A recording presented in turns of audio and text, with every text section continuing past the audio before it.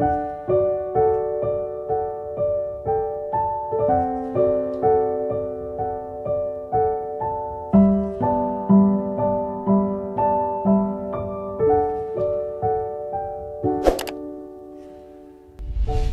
teman-teman, ketemu lagi di Catatan Najwa. Yang ini agak spesial karena Najwa ditemani Najla, Nashwa, Nahla, Sinda, dan Mama Fatmawati.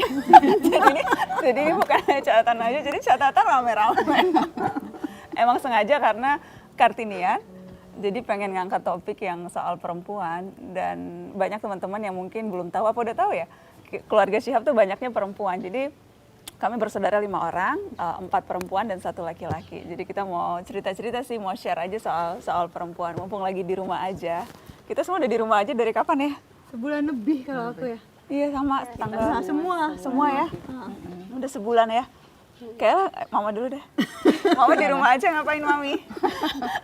Ini disclaimer kenapa kita bisa kumpul karena kita tuh rumahnya deket-deketan semua. Bukan jadi rumah deketan, sebelahan. Sebelahan. Jadi rumahku sampingnya rumah Kaela, terus sampingnya rumah Mama, terus rumah Ahmad dan Sida depannya, rumah Caca nggak jauh juga. Jadi kita semua memang tinggalnya sekompleks. Makanya di rumah aja nih bisa rame-rame gini. Ya Mami? Benar, alhamdulillah. Sama main sama cucu.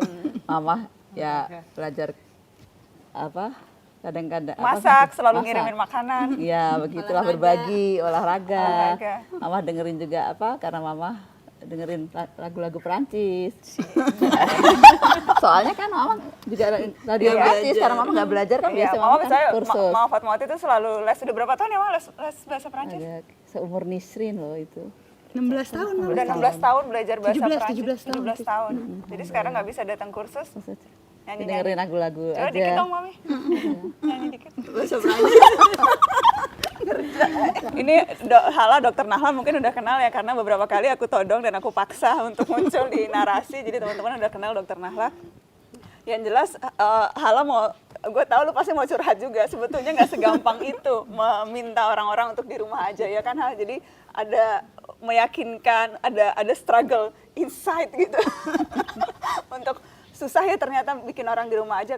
Susah karena posisinya mungkin kayak Hala tuh walaupun di sini nggak praktek ketemu pasien, tapi kan maksudnya selalu dengar dari teman-teman gitu gimana stressfulnya COVID ini. Jadi tuh informasi yang Hala dapat itu tuh emang kadang-kadang mungkin juga gimana ya kayak mau disampaikan ke keluarga tuh tetap ada yang difilter, tapi jadinya tuh yang Hala kasih tahu tuh kadang-kadang cuma kayak ya udah deh, udah kalau nggak penting nggak usah keluar. Tapi kan emang keluarga kita tuh sangat suka bersosialisasi, suka bersilaturahmi, Suka mempertanyakan kalau ada pendapat.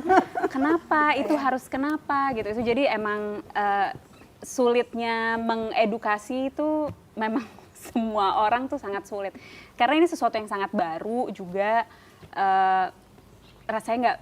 Kalau dipikir-pikir tuh nggak masuk di akal gitu kita bisa hidup di zaman sekarang yang kita nggak bisa kemana-mana karena virus ini. Jadi itu emang sulit Tantangan banget buat sih, semua orang. tantangan banget. Dan terutama buat Hala karena dokter tahu dari segi klinisnya, tahu dari tantangan-tantangan medisnya, tapi juga punya hubungan emosional kedekatan gitu yang juga bisa memahami sulitnya untuk di rumah aja. Yang juga tantangan tuh yang punya bayi-bayi krucil sih, Caca dan Sida. Iya kan, maksudnya tantangan mungkin anak-anak pasti kangen sekolah, terus gimana caranya anak-anak yang biasanya play date, kumpul sama teman-temannya, sekarang setiap hari di rumah aja gitu. Ya nggak sih Sid? Iya, sering ajak mau ke rumah temennya, cuma dibilang kayak, ya nggak ada yang terima tamu sekarang, udah di rumah aja gitu. Tapi bagusnya kan di sekolah Cikal tuh bukannya libur, tetapi belajarnya di rumah. Jadi setiap pagi masih ada kegiatan belajar, sampai selesai belajar, terus dia main-main. Caca juga kalau nggak salah kan jadi benar-benar anak-anak tuh kalau sekolah pakai seragam, ada jamnya, duduk gitu ya. Jadi tetap ada rutinitas yang dibikin buat kan Ca buat anak-anak. Banget, apalagi mereka kan awal-awal tuh ngerasa kita liburan nih, liburnya panjang banget. Kalau buat gue sih, aku bilangnya sama anak-anak, kamu nggak libur, kamu tetap sekolah. Jadi kayak aku berusaha tetap jalani rutinitas. Jadi mereka tetap bangun pagi, tetap harus mandi, sarapan, pakai baju seragam sekolah gitu. Ketika anak-anak udah selesai jam 1 baru jadwal meeting tuh baru setelah jam 1 sih. Dan itu ya Jal, maksudnya berasanya kita perempuan yang memang kerap banyak melakukan peran, kan kalau multiperan kayaknya pandemi atau enggak pandemi semuanya multiperan, kita semua kerja gitu kan, ngurus rumah juga, tapi memang sekarang jadi nyata betul karena ya terbatas kan gerakannya. Anak-anak yang biasanya mungkin agak jauh di mata walaupun nggak jauh di hati, tapi biasa dikirim ke sekolah, sekarang di depan mata. Nah, yang Caca sama Sida bilang tadi sih kunci utama sih, rutinitas yang tetap harus ada. Nah, terus kalau misalnya kita kerja ya mungkin perlu negosiasi dengan tim kerja juga untuk kapan waktu yang tepat buat semuanya. Nah, cuma sesudah sebulan ini kalau dengar dari cerita teman-teman, dari orang tua, dari guru-guru dan sebagainya, itu alhamdulillah kayaknya emang udah jauh lebih baik transisi dan adaptasinya, mudah-mudahan makin oke. Anak-anak juga udah lebih biasa ya, udah tahu bahwa pagi itu mereka ya nggak pergi sekolah, tapi sekolahnya lewat di rumah Pagi online. udah harus, lihat jam nih, jam berapa mami? Oke mandi. Jadi waktu mau udah deket dia baru mandi, sampai gurunya hafal, Naira tuh kalau sekolah rambutnya basah ya. Ada sehari kawasan. Terus langsung dia belajar, dia hafal sampai selesai sekolah. Nawa juga ya, karena aku sempat lihat video tuh yang Nawa terus Nangis, mau kalau ketemu- Nawa justru mau ketemu gurunya. maunya terus, dia seneng rame, ternyata dia lebih seneng rame. Terus kalau gurunya oke udah selesai zoomnya, dia nangis selalu kayak masih pengen. Cuma jadinya kita jadi jauh lebih kenal diri kita dan orang-orang sekitar kita ya. Ini nggak sih anak-anak kita, maksudnya di situasi sebulan ini di mana kita intens berhubungan, gimana membuat kita menyesuaikan diri dengan banyak hal, itu jadi membuat kita kenal diri sendiri aja. Hikmahnya itu ya, hikmahnya kita kenal anak-anak yang mungkin aspek-aspek yang sebelumnya proses belajarnya itu kita nggak terlalu tahu gitu ya. Terus kita juga jadi lebih kenal emosi kita sama energi kita sendiri sih. Kalau gue tuh yang paling kerasa itu, jadi kapan anak-anak perlu, kapan kemudian kita siap secara emosional, gimana ngatur jadwal semua orang, dan berbagi peran sih, mudah-mudahan berbagi peran dengan suami di rumah Itu masing-masing. paling berasa banget sama ini Riza. Dia juga berusaha membagi waktu gitu kan. Jadi kayak kadang-kadang malam tuh kita diskusi, kamu meeting jam berapa besok gitu. Oh iya, aku ada jam 10 sampai jam 11. Oke, kalau gitu aku atur jam 12 sampai jam 1. So we know selalu ada yang standby buat anak-anak gitu sih. Surprisingly-nya juga anak-anak tadinya kan kita pikir bakal susah banget nih kerja di rumah gitu dengan anak-anak tetap being around, itu tuh kayak it's so hard gitu. Tapi surprisingly mereka kayak sangat pengertian. Oke, mami jamnya kerja jam 1 sampai jam 4 gitu. Oke, aku kalau gitu main di atas ya, Mam. Oke, gitu. And then mereka nggak disturb. Kayaknya semua keponakan-keponakan dan anak-anak Genetik ya. Iya, sama kayak Abi. Abi tuh tekun banget, hobinya belajar, hobinya baca, ke bawah. Tapi yang paling rajin dan yang paling pinter sekeluarga itu ini sih, si bungsu. Yang paling disayang, paling dimanja, makanya jadinya paling pinter dan paling hebat nih yang paling ini. Ya nggak sih, dia paling disayang nggak sih? mau jelas kalau itu nggak ada perdebatan. Dia dulu waktu kecil nggak mau belajar kecuali sama mami. Dia bilang yang paling pintar tuh dianggap mami, sama Abdi nggak mau, sama kakaknya nggak mau. Kalau ngerjain PR nunggu mami semua. Kan teman-teman udah pada ngirimin pertanyaan ya. Ini ada pertanyaan, siapa yang paling disayang? Dokter Hala yang paling disayang. Ada pertanyaan, bagaimana rasanya jadi anak bungsu di antara kakak-kakak perempuan yang tampaknya dominan? Tampaknya loh, aslinya enggak loh. Aslinya penyayang. Gimana rasanya jadi anak bungsu yang paling disayang? Si gue nggak rela gitu ngomongnya. Sebenarnya sih apa ya, kalau dibilang kayak kakak-kakak dominan, enggak juga ya, maksudnya kayak mungkin kita semua enggak juga, tapi maksudnya kita semua tuh dominan dalam bidangnya masing-masing gitu. Enaknya jadi anak bungsu dengan kakak-kakak yang dominan dalam bidangnya tuh ya kayak Hala jadi selalu tahu gitu, oh kalau lagi kesulitan dalam bidang ini nih harus ke siapa gitu. Jadi emang ya kita sih emang akrab banget sih ya, maksudnya emang Nggak pernah merasa nggak pernah stres kan lu, Dek? oh enggak. Alhamdulillah enggak. Kalau iya bukan di sini waktunya. Nggak pernah tertekan? Enggak. Kenapa gue nanya itu? Karena ada pertanyaan juga buat Sida sebagai adik ipar. Punya 4 saudara ipar perempuan, tegang nggak? Tegang lah.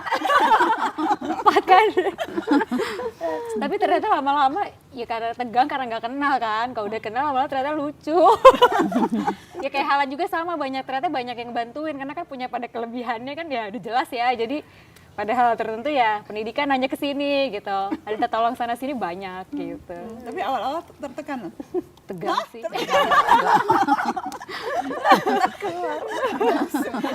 Iya, soalnya ini ada pertanyaan buat Nana sih, cuma apa namanya?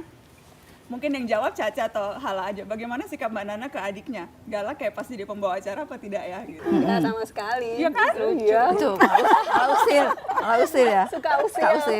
Suka usil. Paling apa kita sih sebenarnya kayak nggak pernah kelihatan saling dominan juga ya. Maksudnya kayak we know kapan butuh bantuan karena kayak we care about each other so much gitu kan. Maksudnya jadi kayak tanpa minta aja pasti kita langsung bantu gitu. Jadi kayak makanya karena kita sering sharing, sering cerita gitu, jadi we know, oke, Kaela please bantuin bagian ini gitu, nanti Hala please you talk to Abi untuk tentang ini, dan gitulah kita suka bikin rencana soalnya, suka bikin Dan planning. suka inisiatif.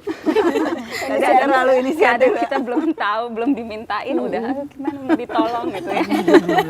Ini siapa yang lebih sering berantem dari kalian? Biasanya masalahnya apa? Kayak Paling sering berantem waktu kecil sih Nana sama Caca ya. Ya, kalau aku bagian yang sangat pengalah gitu, dan penengah. Waktu kecil Nana sama Caca, waktu udah sama-sama dewasa jarang banget ya. Hampir nggak pernah. Nggak kecil, waktu kecil karena Najwa itu jaraknya umur 5 tahun. Terus baru Terus punya baru punya adik. adik, Iya. jadi dia kayaknya jealous banget. Dia kangen sama adiknya. Waktu pertama tahu, jadi Kaela nomor 1, Nana nomor 2, Caca Caca. nomor 3, terus Ahmad suaminya Sida, terus habis itu si bungsu, si dokter ini.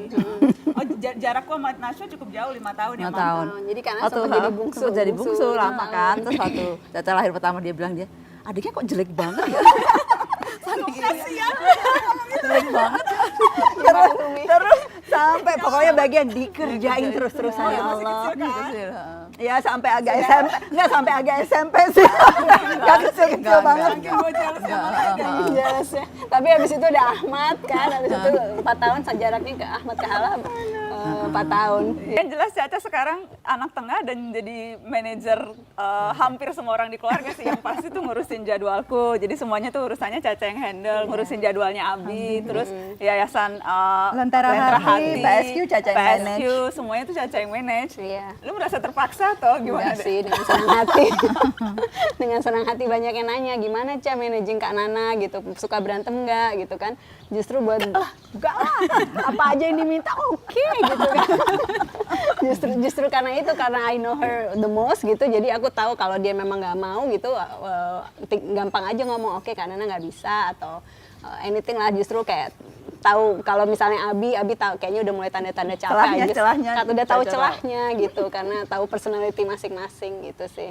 Alhamdulillah. Dia ini kayak yang jawab ya. Pokoknya pertanyaan yang susah-susah kayak yang jawab. Banyak banget sih yang Suhunya, yang Kaela pertanyaan suhunya. di Twitter, di Instagram tuh sampai ribuan. Ini ada beberapa. Aduh, apa nih? Dari Eka Rahmawati, Mbak mau tanya makna sisterhood dan implementasinya di masa sekarang ini. Mengingat banyak stigma julid nyinyir kebanyakan datang justru dari sesama perempuan yang mestinya bisa lebih saling berempati. Apa hal jawabannya? Enggak, kalau aku sih orang tuh kan julid, iri gitu ya. Itu kadang-kadang kalau dia ngerasanya bahwa yang tersedia tuh terbatas, dan ada benernya kan, ada benernya di dunia ini seringkali kesempatan buat perempuan tuh jauh lebih terbatas daripada kesempatan buat laki-laki. Jadi bahwa kemudian ada yang ngerasanya, oh kalau gue nggak dapat berarti gue harus make sure dia juga nggak dapat gitu ya, jadi ngejahatin orang dan sebagainya, itu juga bukan tanpa alasan gitu. Nah tapi justru kan itu yang mau kita ubah. Kita kan maunya perempuan dapat kesempatan sebanyak mungkin, dan susah banget untuk perempuan bisa sukses kalau nggak ada lingkungan yang suportif kayak gini. Aku tuh setiap ditanya misalnya gimana sih bisa berkarya, gimana bisa kerja dan sebenarnya nggak kebayang kalau nggak ada mama gitu yang ngebantuin, nggak kebayang kalau nggak ada saudara-saudara perempuan, teman-teman perempuan yang ngedukung. Jadi emang nggak mungkin sukses sendirian sih. Itu kayak sesuatu yang emang udah bagian dari hidup. Berarti nyambung ke pertanyaan Mama nih, Mam, karena ada yang nanya gimana caranya mendidik anak-anak perempuan sehingga merasa percaya diri, sehingga merasa bisa berdaya dan berkarya. Ada nggak sih tips dari Mama selama ini Mama membesarkan kami semua? Alhamdulillah. Nanti ada musik jeng jeng jeng. Gimana Mami? Alhamdulillah ya, Mama selalu bangga ya punya anak-anak perempuan. Dari kecil nggak pernah nyusahin, alhamdulillah. Selalu bantu, selalu deket sama Mama. Yang ketemu gede juga nggak nyusahin kan? Nggak nyusahin, ya. Supaya jelas. Kayak anak juga, iya, seperti anak juga, Sida alhamdulillah. Hal-hal nyusahin dikit lah Mama. Makanya dia disuruh jauh di Amerika. Semuanya baik. semuanya ini mama selalu berpesan sama mereka kan bahwa yang penting kalian berakhlak yang baik. Jadi orang yang berakhlak, karena dengan akhlak itu kamu dekat sama Allah dan pasti disayangin sama manusia juga. Kalau kita dekat sama Allah itu dengan sendirinya pasti manusia sayang sama kita, karena kita akan selalu ingat bahwa selalu Allah melihat kita selalu dijaga Allah dan semuanya sikapnya. Dan mama tuh dapat nilai-nilai luhur dari ibunya mami. Waktu dari kecil selalu dibilang, orang Jawa ya, sing nandur ngunduh. Jadi apa yang kamu tanam, itu pasti kamu yang bakal manen. Jadi kita selalu tekankan sama anak-anak juga, tanamlah kebaikan, berbuat baiklah. Karena kamu akan Berbuat ambil baik buat kebaikan. diri sendiri, berbuat jahat buat diri sendiri. Ada masih Masih ingat ingat tuh, ya? Umi Ijah, ibunya Mama selalu bilang gitu dari kita kecil. Berbuat baik untuk diri sendiri, berbuat Iya. jahat untuk diri sendiri. Jadi apa yang kita tanam itu yang kita Kita dapat. tanam satu baik. Ini ada pertanyaan dari Erlin Novitas. Halo Mbak Nana, mau dititip pertanyaan. Bagaimana Mbak Nana dan semua saudari perempuannya konsisten menjaga dan memperjuangkan mimpi-mimpinya sehingga bisa sampai sekarang? Terima kasih, sukses selalu untuk Mbak Nana. Nah jawab dong Nan, gantian.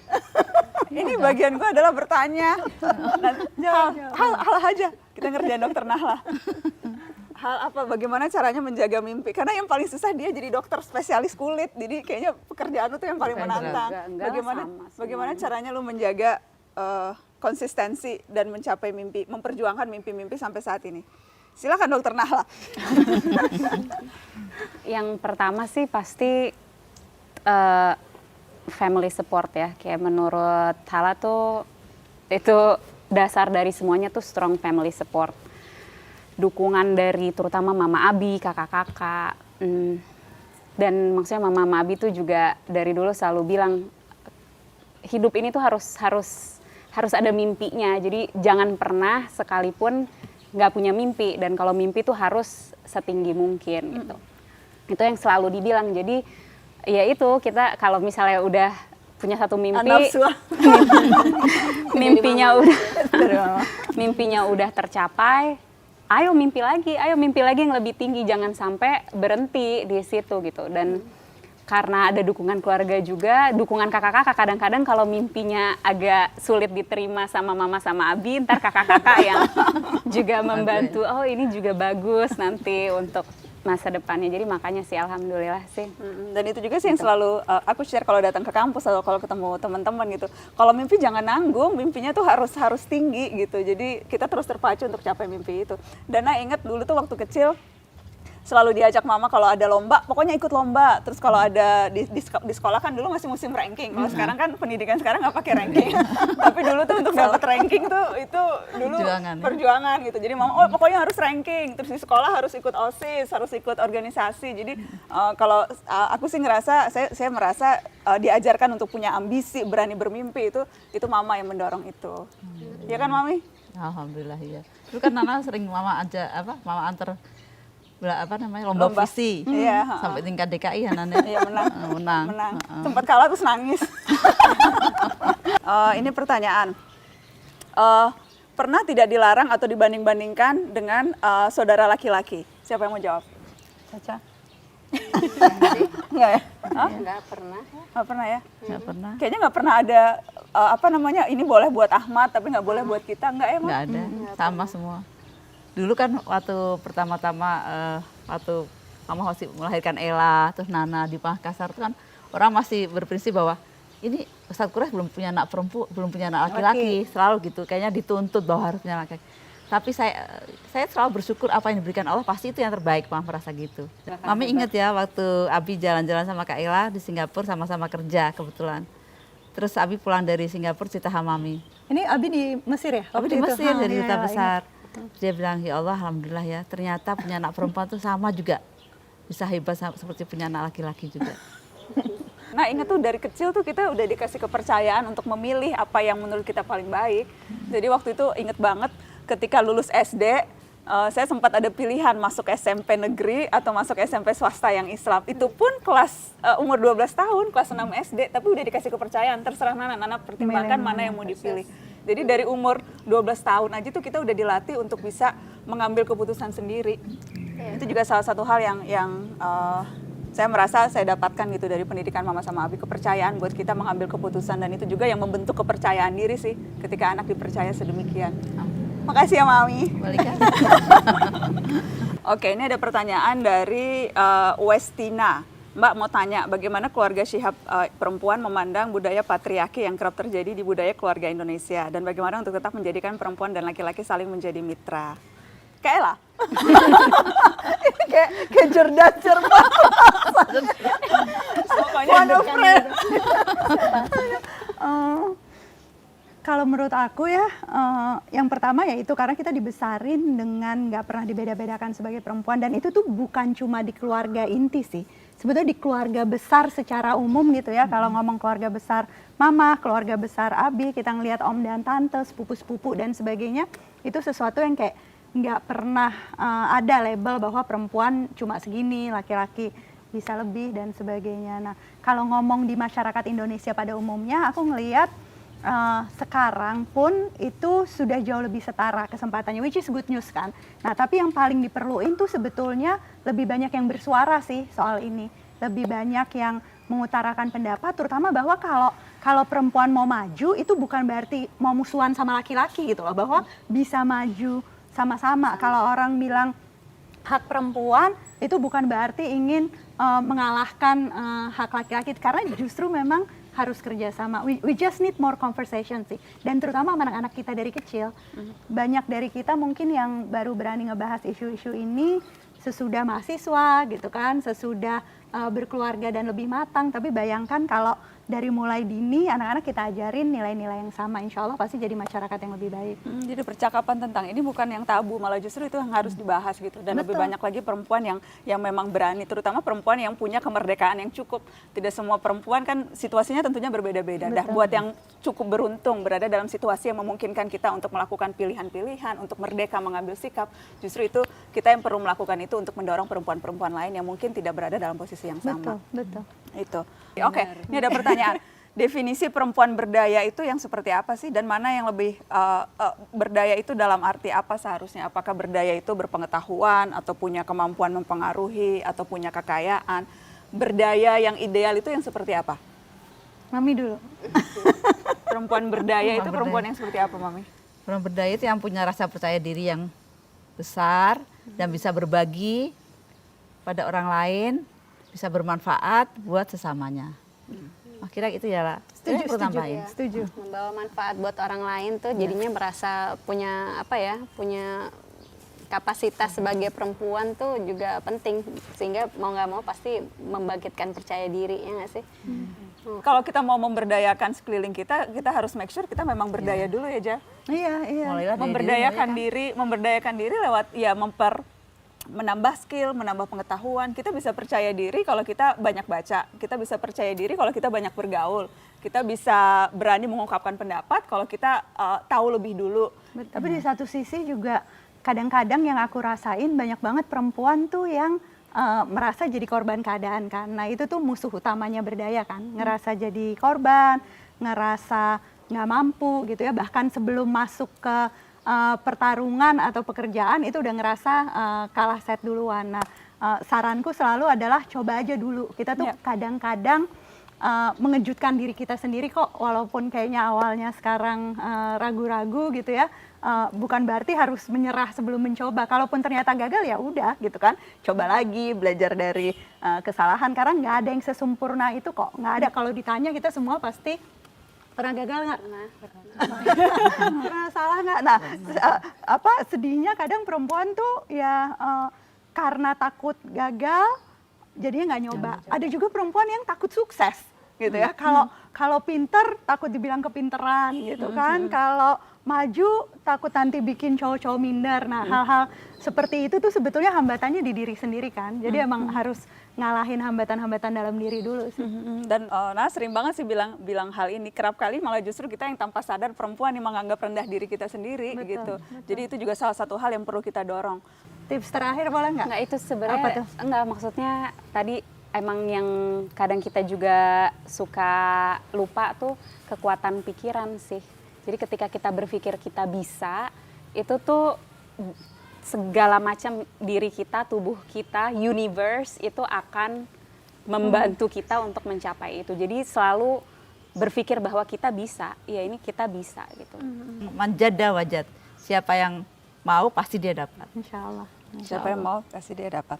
Oke, terakhir, apa yang dipelajari anak-anak perempuan ini dari orang tuanya, dari mama dan dari Abi? Mantu dulu, mantu. Ya dong. Daripada terakhir kan udah nggak ada, semuanya dijawab. Jam gitu terakhir. Nanti lo duluan. Jadi apa yang dipelajari dari mama? Apa dari misalnya kegiatannya mama atau sifat-sifatnya mama? Kasih sayangnya. Iya. Kan selalu mengucapkan kata sayang, nggak boleh tuh ngomong kamu, tapi sayang, iya kan? Dari itu bagus banget dia. Lembut ya, lembut. Dari Abi? Alhamdulillah. Abi tuh humoris banget, nggak seperti orang bilang, gimana disuruh ngaji ya setiap hari? Ditanya-tanya hadis ya enggak, tapi justru lucu banget ternyata seramah dan sekocak gitu sih, lucu. Nah makanya Kanana juga kan suka dipikir kan Judas seramah dan bilang, ditanya-tanya ya? Ditanya apa? Ternyata kayak, hai gitu ya. Malah sering lucu. Oh, dimanja, Sida dimanja kayaknya. Banyak yang nggak percaya kan kalau gue tuh Nggak orangnya percaya ya, sweet. ditanya apa? Sering ditanya-tanya. Ditanya apa? Enggak pendiam kok. Saya nggak bilang pendiam. Iya tuh banyak yang Biasanya salah pendiam. sangka. Terus sama lucu. Iya kan tuh, Lucu sweet ya. banget. Pokoknya kalau ngomong malah bikin ketawa. Kasih aja dia Biar senang, namanya juga show-nya dia. Alasan aja. Kalau pokoknya jelek-jelek gue edit semua. Oke, apa tadi? Oh ya ini pelajari. Cah, apa Cah yang dipelajari? Mama itu percaya sama kekuatan doa. Bener ya, Mam? Jadi jadi kita semua juga percaya sama kekuatan doa. Dikit-dikit minta doa sama Mama gitu kan dia kalau tiap kali mau melakukan sesuatu. Terus sama apa ya, silaturahmi, Mam. Ya, itu banget. Aduh, Itu harus gue mau jawab itu tadi. Gak apa-apa tuh. Sama paling karena Mama percaya silaturahmi itu, jadi semua orang juga nggak dipandang beda gitu, semua orang diingat, siapa yang harus ditemuin, orang tua dan Yang lain harus sebagainya. dibantu. Yang harus dibantu. Dari Abi? Dari Abi itu sangat tekun ya, tekun banget, disiplin waktu kan, jadi nggak mau datang sebelum acara dimulai ataupun telat acara dimulai, jadi harus on time gitu. Ya. Apa ya? Apa Hala dulu? Hala dulu ya, Hala. Mama sangat positif. Selalu husnuzon, selalu berpikir positif, baik tentang orang-orang di sekitarnya maupun juga tentang dirinya. Itu ya sih yang paling mau Hala pelajari untuk lebih positif juga. Kalau Abi itu sangat pekerja keras, ya benar-benar nggak pernah menyerah, dan dia kalau misalnya Abi bisa, itu Abi lakukan sendiri. Jadi benar-benar mandiri banget. Sih. Iya, Ja. Apa ya? Bingung deh gue. Semua kayaknya hampir sama pengalamannya. Ngasih tanggung jawab ke anak mungkin. Ella suka ngerasa kan masa kecilnya kita, Abi pegawai negeri, kita ngerasain susah gitu ya, tahu ada waktu mama sama Abi nggak punya uang dan sebagainya, itu beda banget sama keadaan sekarang. Aku membesarkan anak-anakku yang tentu secara ekonomi lebih baik daripada kita dulu, tapi ngerasain banget betapa yang namanya kebersamaan keluarga, terus tadi Caca udah bilang doa, terus rutinitas sehari-hari kayak selalu kayak maghrib sama-sama, ngaji sama-sama dan sebagainya, itu tuh kayak pelajaran yang bener-bener apa ya, warisan berharga yang mudah-mudahan bisa terus Ella dan semua praktekin juga di keluarga kita masing-masing. Jadi nggak pernah soal kayak pergi jalan-jalan kemana atau uangnya atau apa sih, tapi ya makanya di rumah aja juga kayaknya ya alhamdulillah. Seperti kayak buat mama ini blessing in guys. Mama seneng ya, jadi sering ketemu kita. Terus yang biasa ketemunya jarang, tiap hari mama ketemu anak-anak, ketemu cucu-cucu, ketemu mantu-mantu, subhanallah. Mudah-mudahan tadi percakapan sederhana ini bisa ada manfaatnya untuk teman-teman, dan mudah-mudahan kita bisa ketemu lagi di lain kesempatan. Ingat tetap di rumah aja buat yang bisa, buat yang nggak bisa di rumah aja, ingat pesan Dokter Hala. Dokter Hala, yaitu pesannya selalu mencuci tangan, ya kan? Apalagi hal pesan-pesan lo. Kalau nggak bisa di rumah aja, kalau harus keluar jangan lupa pakai masker, tetap jaga jarak, sekarang 2 meter ya, jaga jaraknya. Coba semeter ya. Hindari keramaian, sering-sering cuci tangan, dan hindari sebisa mungkin untuk tidak menyentuh wajah. Oke, itu pesan Dokter Nahla. Pesan saya, di rumah aja jangan lupa untuk selalu nonton Catatan Najwa, Syihab-Syihab, dan program-program narasi yang lain. Boleh dong gue promo. Terima kasih teman-teman. Assalamualaikum warahmatullahi wabarakatuh.